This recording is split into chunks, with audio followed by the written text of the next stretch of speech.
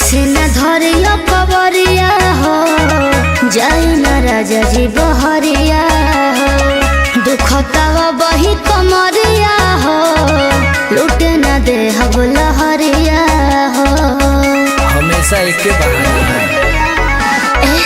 ऐसे न धरिया पवरिया हो हे राजा जाई न बहरिया हो दुखतावा बही कमरिया हो लूटे न दे हब लहरिया हो सुनी हो जाए राजा परेशानी हो अब जवान में देख लेवल जाई पनवा जस बदनवा कमनवा बोला कैसे मानी हो अच्छा। पनवा जस बदनवा कमनवा बोला कैसे मानी हो अरे ना हो तहर देख के सुघराई हमार उड़ गई लो भाई।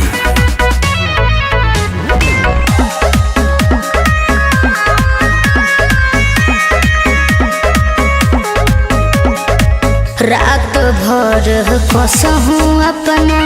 मनवा के मनवाले सुनी न पिया बुताई न दिया देख समझाले ए जी का हो दया हवा पारा तू पलंगिया पा प्यार हो अच्छा काहे तू तारू दिलावा हमार हो काहे हमारा से जिद करतानी हो अरे फिलिंगिया मरबू का बनवा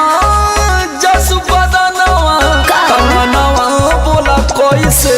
मानी हो बनवा जस बदनवा कमनवा बोला कैसे मानी हो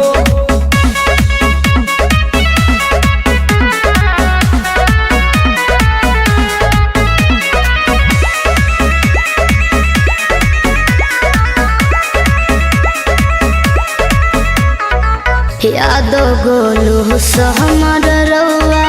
करी न बरिया रे जी काहे खाती ऐसे करीला होए रौरे नु प्यारे जी